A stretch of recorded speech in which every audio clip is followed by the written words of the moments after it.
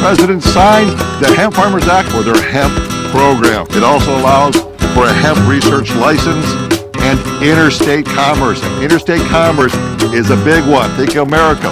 Where's the best place in America to grow hemp? I can tell you, California is one place for sure. Dismayed and shocked. Human waste problems in San Francisco reaching a disturbing new height. It is absolutely disgusting.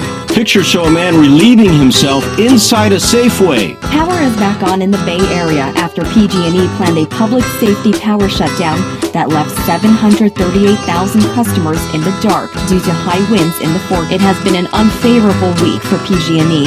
While customers in the North Bay are used to these planned shutoffs, cities in the East and South Bay were not. PG&E only giving about a day for hundreds and thousands of households to prepare for living without power for days. From website crashes to... Of course, the situation to our north in Sonoma County, the Kincaid fire, which erupted over the weekend, now grown to more than 66,000 acres in size, and the containment, sad to say, is actually dropped.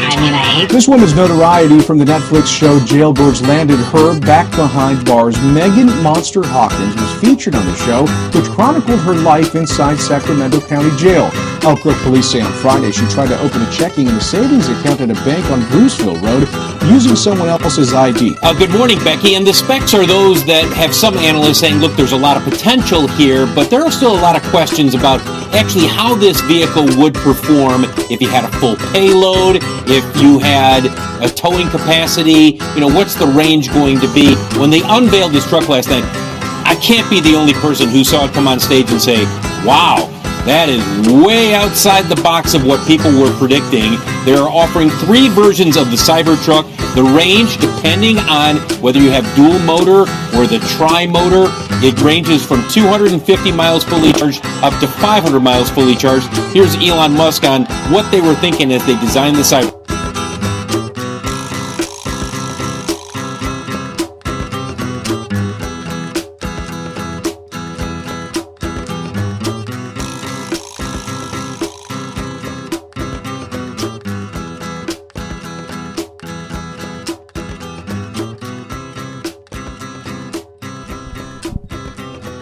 HGTV video submission wrap party is later this week.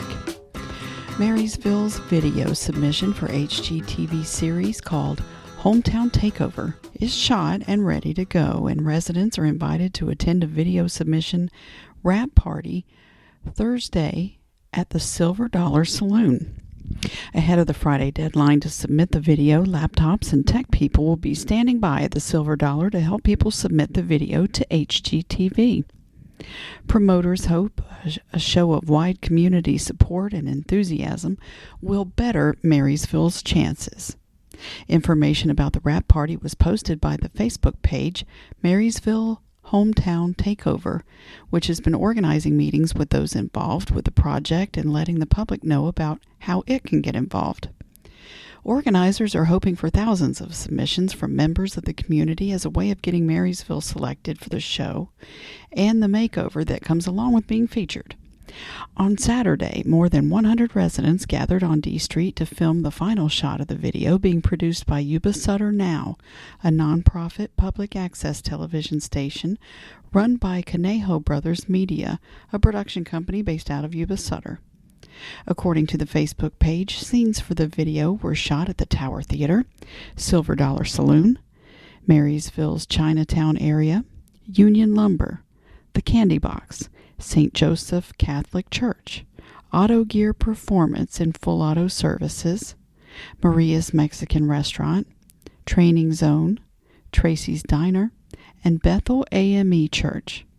The party is scheduled to begin at 5:30 this Thursday at the Silver Dollar Saloon in Marysville. Yuba City Police Department accepting applications for Citizens Academy. Residents interested in learning more about law enforcement can now apply for the Yuba City Police Department's Spring Citizens Academy program.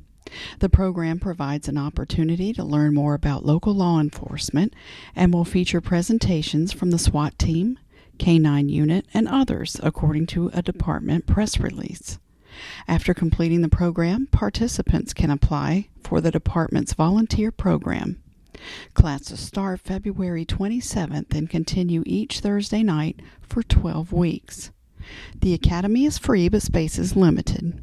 The deadline to apply for the program is Friday, February 21st.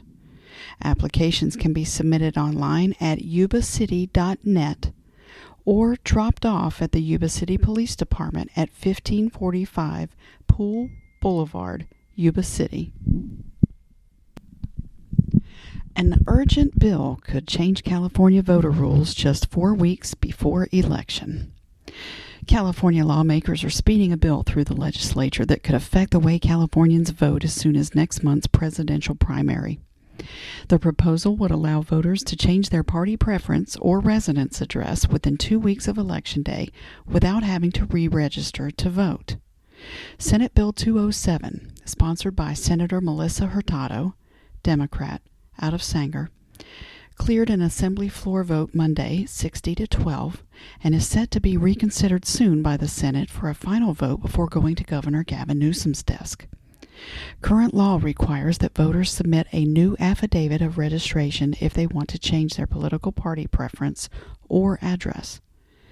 Election officials must receive the affidavit no later than 15 days before an election, though they also accept conditional voter registration forms up to Election Day. If signed by Newsom, SB 207 would immediately become law, meaning it would apply to the 2020 California primary election as well as the 2020 general election in November. Several California parties, including the Republican Party, have closed primaries, meaning you must be registered with the GOP in order to vote in their primary. 3 parties, including the Democrat Party, allow crossover voting in the presidential primary. County election officials can provide a crossover ballot if requested. Hurtado's proposal contains language that is substantively identical to that in a bill Newsom vetoed last year, according to a Senate floor analysis. Newsom wrote in his veto statement, "While I share the legislature's intent to reduce voter confusion, this bill may create a state reimbursable mandate with likely significant ongoing general fund costs to the state. Thus, it should be considered in the annual budget process." In a statement supporting the bill, Hurtado said, "In 2018, California piloted conditional voter registration, and some polling places reported lines over 5 hours long as a result of the additional voters. Therefore, it is urgent to put a procedure in place to efficiently provide voters assistance this upcoming presidential primary." Hurtado said that SB 207 would streamline the process. The bill is supported by the ACLU of California. The ACLU, American Civil Liberty Union, said in a statement supporting the bill, this will help reduce wait times, the number of provisional ballots cast, and backlogs during the canvass period while maintaining safeguards to ensure accurate voter rolls.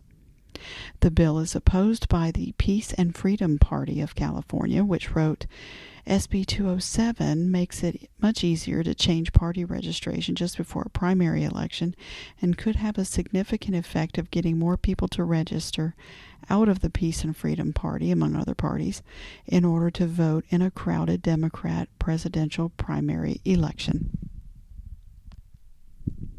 This census form in your mailbox isn't from the government. Here's who sent it out and why. Some Northern California voters are receiving documents that resemble U.S. Census forms, but they are, in fact, fundraising appeals from the Republican National Committee. The document, printed on heavy paper, is labeled 2020 Congressional District Census with the words, "Do not destroy official document" on the envelope. The document reads, "You have been selected to represent voters in California's 6th Congressional District. Enclosed, please find documents registered in your name." California's 6th Congressional District is represented by Representative Doris Matsui, Democrat out of Sacramento.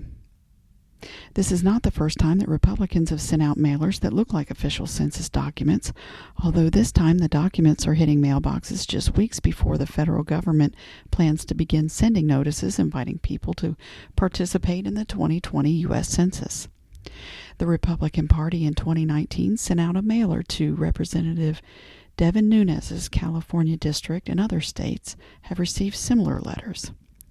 When the letter turned up in Montana, it prompted the Montana Department of Commerce to issue a statement reminding the public that official U.S. Census Bureau documents do not ask recipients for money. The form asks such questions as, do you plan on supporting Donald Trump in the 2020 presidential election? And do you approve of the Democrats' never-ending witch hunt to try to destroy President Trump?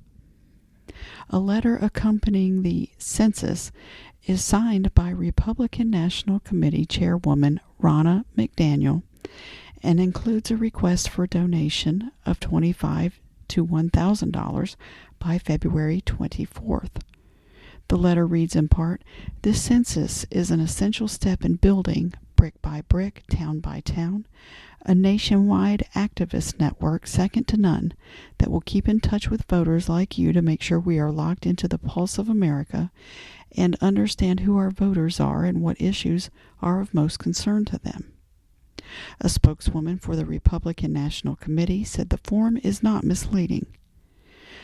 An RNC official said in a written statement, "The mailers are clearly marked that they are from the Republican National Committee." Want a do-over on that California driver's license photo? You could soon get your chance. Not happy with that driver's license photo? You might soon be able to pay for another. A California lawmaker has introduced a bill that would allow for up to 3 photographs to be taken on site at the Department of Motor Vehicles. Assembly Bill 2405, introduced by Assemblyman Philip Chen, Republican out of Diamond Bar, would also require that each extra photo come with a voluntary donation not to exceed $5, with the revenue generated going to support driver education and training programs. The bill, if it becomes law, would go into effect January 1st, 2022. A similar bill, Senate Bill 1407, was introduced in 2018 and passed out of the Senate before stalling in committee in the Assembly. Currently, to get a new picture on your license, you must request a duplicate ID from the DMV and pay the associated fee, $9 or $32. People 62 or older pay no fee. Knights Landing triple murderer granted parole after serving 31 years in prison. A convicted triple murderer was granted parole Wednesday by the Board of Parole Hearings at California State Prison Corcoran, according to the Yolo County District Attorney's Office. Anthony King, 49, was 16 years old when he and Kenneth Bivert killed 3 people at a fishing spot in Knights Landing in September of 1987, according to a news release. On September 6, 1987, King and Bivert shot and killed 35-year-old Stephen Patton before stealing his truck and going on a joyride. They dumped his body in the nearby river and abandoned his truck in a slough. 2 days later, they shot and killed Raymond and Dawn Rogers at the same fishing spot before stealing their car and using it as a getaway vehicle for a bank robbery. They were caught and arrested 4 days later in Oregon. King and Bivert were both sentenced to 52 years to life in prison in 1988. Bivert, now 50, was later sentenced to death for fatally stabbing another inmate at Salinas Valley State Prison in 2001, according to the release. King's first attempt at parole in February 2015 was rejected. Commissioner Rosalio Castro told King in a parole hearing, "Your change is a complete turnaround from what we saw when you were 16. We felt you showed good insight and remorse, and you have realistic parole plans." Chief Deputy District Attorney Jonathan Raven did not argue against parole, but did offer comments about King's risk assessment during the hearing. Raven said Mr. King has been given a second chance by Commissioners Castro and Uroni. I hope he earns it by living a crime-free life in society and using his time to help and support others in honor of the victims Steve Patton, Don Rogers, and Raymond Rogers. King's release could be blocked as all parole grants must go through Governor Gavin Newsom, who could overturn the board's decision. California's newest union. Child care workers turn in petitions. Child care workers delivered 10,000 union cards to the State Public Employment Relations Board to qualify for an election after a rally Wednesday at the Capitol. Said family care provider Racine Reese, "We're here delivering 10,000 votes from child care providers across the state in support of the election of our union." Assemblywoman Monique Limon, Democrat out of Goleta, paved the way for some 40,000 child care workers to unionize and collectively bargain with the state last year through her Assembly Bill 378. Sacramento police look for man accused of sexually assaulting victim at knife point. Police investigators on Wednesday were asking the public to help identify a man who reportedly sexually assaulted a victim at knife point late Tuesday in downtown Sacramento.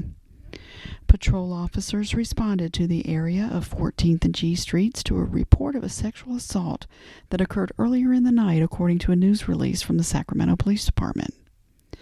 Officials said the suspect reportedly brandished a knife and then sexually assaulted the victim. The officers canvassed the neighborhood to look for witnesses and security camera video footage. Crime scene investigators also responded to collect evidence.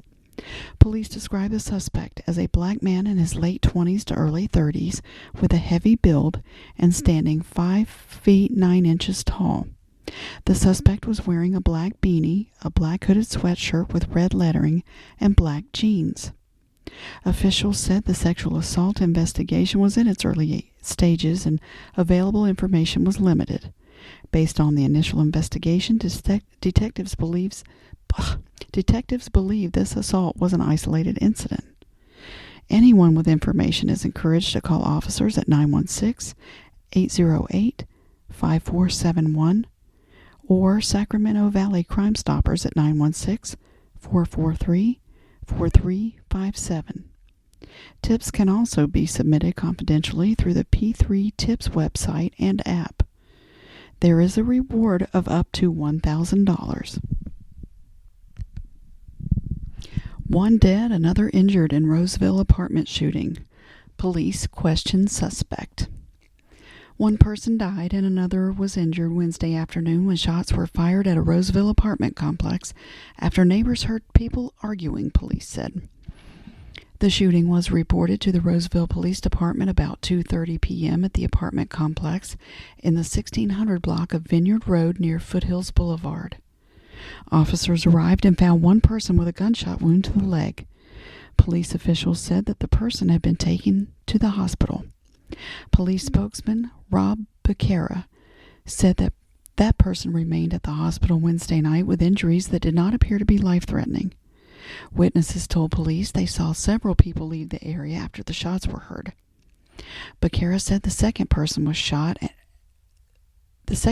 shot was found dead in the parking lot near a Sacramento County fire station in the 5800 block of Antelope Road, about 4 miles south of where the gunfire occurred.